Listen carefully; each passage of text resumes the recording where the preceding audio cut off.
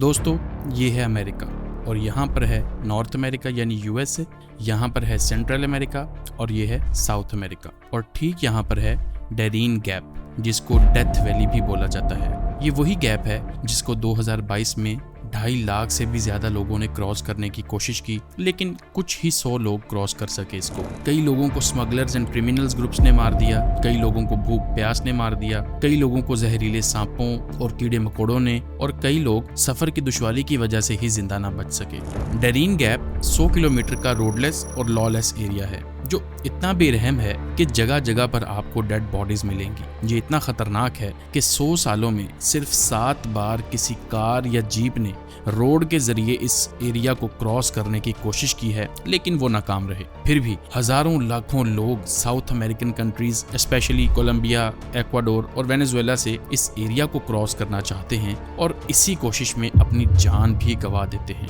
ताकि वो किसी तरह नॉर्थ अमेरिका पहुंच सकें और अमेरिकन ड्रीम का हिस्सा बन सकें। आखिर क्यों है ये एरिया रोडलेस? ये 21st सेंचुरी है भाई, पैसा और टेक्नोलॉजी हर कंट्री के पास है। आखिर क्यों इस एरिया में एक रोड तक नहीं बन पा रहा? इस सवाल का जवाब उतना आसान है नहीं जितना आप सोच रहे हैं। देखिए, 5 रीजंस हैं जो इस एरिया को डेवलप होने से रोक रही हैं। पहली रीजन है खतरनाक मौसम। ये गैप असल में लाइन ऑफ इक्वेटर से कुछ ही 100 किलोमीटर ऊपर है, जिसकी वजह से मौसम काफी गर्म होता है। और फिर नॉर्थ और साउथ पर अटलांटिक और पैसिफिक ओशंस हैं, जिसकी वजह से ह्यूमिडिटी यानी नमी बहुत हाई होती है। इस एरिया में बहुत ज्यादा घने जंगलात हैं और पूरे साल में तकरीबन 365 में से 330 दिन यहाँ बारिश ही होती रहती है, जिसकी वजह से यहाँ फ्लैश फ्लड्स बहुत ज्यादा आते हैं। बल्कि पहाड़ों पर भी अक्सर लैंड स्लाइडिंग होती रहती है। बारिशों, फ्लड्स और नमी की वजह से कुछ भी नहीं बन सकता इधर, क्योंकि कंक्रीट, सीमेंट या एस्फॉल्ट को गर्म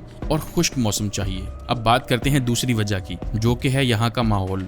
देखें, ये 100 किलोमीटर का एरिया पहाड़ों और जंगलों से घिरा हुआ है और दुनिया के सबसे खतरनाक तरीन जानवर और जहरीले कीड़े, जहरीले फ्रॉग्स और सांप इस एरिया में पाए जाते हैं। और इतने बड़े एरिया में एक भी हॉस्पिटल या घर तक नहीं है। सो अगर कोई चीज किसी इंसान को काट लेती है तो बचना तकरीबन नामुमकिन है। इस रास्ते से गुजरने वाले लोग सबसे ज्यादा मलेरिया, डेंगू या सांप के कट जाने से मर जाते हैं। लेकिन फिर भी अमेरिका और यहाँ के दूसरे कंट्रीज के लिए रोड बनाना बिल्कुल इम्पॉसिबल है। हाँ, एक्सपेंसिव होगा, मुश्किल भी होगा, मगर इम्पॉसिबल नहीं है। तो फिर क्या वजह है यहाँ पर रेल या रोड बनने की कोशिश क्यों नहीं की गई? अब बात करते हैं तीसरी रीजन की। जहाँ डैरीन गैप सबसे खतरनाक जगह है, वहाँ कुछ लोगों के लिए ये जन्नत से कम नहीं है, और वो लोग हैं टेररिस्ट्स, गैंगस्टर्स, क्रिमिनल्स एंड रेपिस्ट्स। जितने भी लोग इलीगल एक्टिविटीज में इन्वॉल्व होने के बाद छुपने की जगह ढूंढ रहे होते हैं, वो इसी जगह पर आकर छुप जाते हैं, क्योंकि इस एरिया में ना तो कोई कानून है, ना कोई आर्मी या पुलिस इस एरिया में आती है। कोई भी अगर इस एरिया को क्रॉस करने की कोशिश करते हुए इन लोगों के हाथ चढ़ गया तो रेप या डेथ पक्की है, क्योंकि ये लोग सिक मेंटालिटी रखते हैं और इनको किसी की जान की कोई परवाह नहीं होती। अब बात करते हैं चौथी रीजन की। मामला यूं है कि यूएसए और पैनामा, ये दोनों कंट्रीज ही इस चीज के खिलाफ हैं कि डैरीन गैप में कोई रोड या रेलवे नेटवर्क बनाया जाए। 19th सेंचुरी में पैनामा कोलंबिया का ही प्रोविंस होता था, लेकिन इसी डैरीन गैप की वजह से कोलंबिया का पनामा में कंट्रोल रखना मुश्किल था। पैनामा गवर्नमेंट से कनेक्ट रहने का एक ही रास्ता था, समंदर के जरिए। इसी डिस्कनेक्शन का फायदा उठाते हुए पैनामा ने कोलंबिया से आजादी के लिए एक मूवमेंट शुरू की और 21st सेंचुरी में इस मूवमेंट में एक सुपर पावर यानी यूएसए ने उनकी मदद की। देखें, यूएसए अपने फायदा के लिए पूरे का पूरा मुल्क खा जाता है और यहाँ भी कुछ ऐसा ही हुआ। ईस्टर्न और वेस्टर्न अमेरिकन ट्रेड के लिए शिप्स को क्रॉस करना पड़ता था सारे का सारा साउथ अमेरिका, और यही काम पैनामा में मौजूद पैनामा कनाल के थ्रू सस्ते और कम टाइम में हो सकता था। तो उन्होंने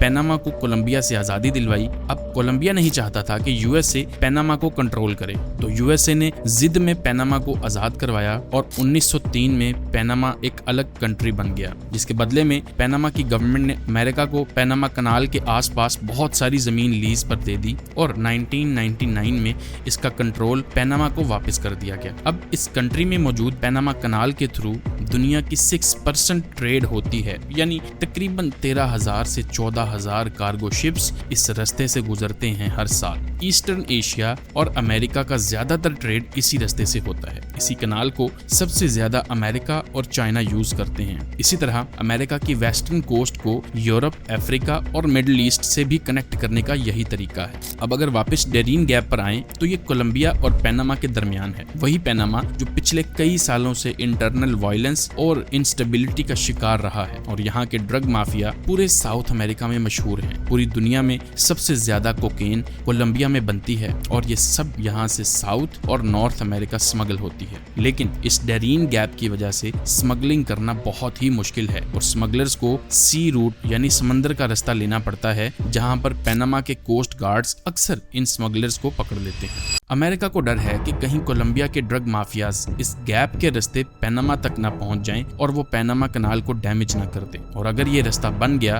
तो कोलंबिया से मैक्सिको और फिर यूएसए तक ड्रग्स को पहुंचाना और भी आसान हो जाएगा। इसलिए अगर पैनामा और कोलंबिया की गवर्नमेंट यहाँ पर रेल या रोड बनाने की कोई एग्रीमेंट भी कर लें तो अमेरिका यहाँ किसी भी किस्म की डेवलपमेंट नहीं होने देगा। अब बात करते हैं पांचवी और आखिरी रीजन की, जो कि है इलीगल माइग्रेशन को रोकना। दरअसल लैटिन अमेरिका इकोनॉमिकली, पॉलिटिकली और standard of living wise north America से बहुत पीछे है। साउथ अमेरिका की ज्यादातर कंट्रीज करप्शन, वीक गवर्नेंस और पॉलिटिकल इंस्टेबिलिटी का शिकार हैं, जिसकी वजह से लाखों लोग एक अच्छी लाइफ के लिए अपने कंट्रीज छोड़कर जाना चाहते हैं यूएसए में, जो कुछ ही किलोमीटर्स के फासले पर है, और इससे अच्छी और क्या ही जगह हो सकती है उनके लिए। अब अमेरिका पिछले कुछ सालों से अपनी माइग्रेशन पॉलिसी बहुत सख्त कर चुका है। इसके बाद इन लोगों के पास एक ही हल बचता है और वो है इलीगल तरीके से अमेरिका पहुंचना। लेकिन उसके लिए उन्हें अपनी जान खतरे में डालकर इस डेरीन गैप से गुजरना पड़ता है। हर साल हजारों लोग इस गैप के थ्रू सेंट्रल अमेरिका और फिर मैक्सिको के थ्रू यूएसए में एंटर होते हैं। लेकिन इस सारे रास्ते में सबसे बड़ी रुकावट सिर्फ और सिर्फ ये डेरीन गैप है। डेंगू, मलेरिया, जहरीले सांप, लैंडस्लाइडिंग, फ्लड्स और क्रिमिनल्स। 10 दिन के इस सफर में आपको इन सब चीजों से गुजरना पड़ता है। और बदकिस्मती की बात यह है कि इतने खतरनाक रास्ते के बावजूद हर साल इस गैप को क्रॉस करने वालों के नंबर में मुसलसल इजाफा होता जा रहा है। गरीबी और भूख से तंग लोगों के पास और कोई चॉइस नहीं है। कितने ही लोग इस सफर में मारे जाते हैं और जो जान बचा के जिंदा निकल भी जाएं, वो साइकोलॉजिकली बहुत ज्यादा डैमेज हो चुके होते हैं। भूख भी इंसान से क्या क्या करवा देती है। और इन्हीं गरीब लोगों को अमेरिका तक पहुंचने से रोकने के लिए इस गैप में कोई रेल रोड नेटवर्क नहीं बनाया गया, और शायद आगे आने वाले कई सालों में ऐसा ही रहेगा। साउथ अमेरिका और नॉर्थ अमेरिका में इतना डिफरेंस क्यों है? जहां एक दुनिया की नंबर 1 इकोनॉमी है, वहीं बाकी कंट्रीज गरीबी और भूख की दलदल में क्यों धंसे हुए हैं? ये जानेंगे अगली वीडियो में। अगर आपको ये वीडियो अच्छी लगी हो तो हमारे चैनल को सब्सक्राइब कर लीजिएगा। आपसे मिलते हैं अगली वीडियो में। अल्लाह हाफिज।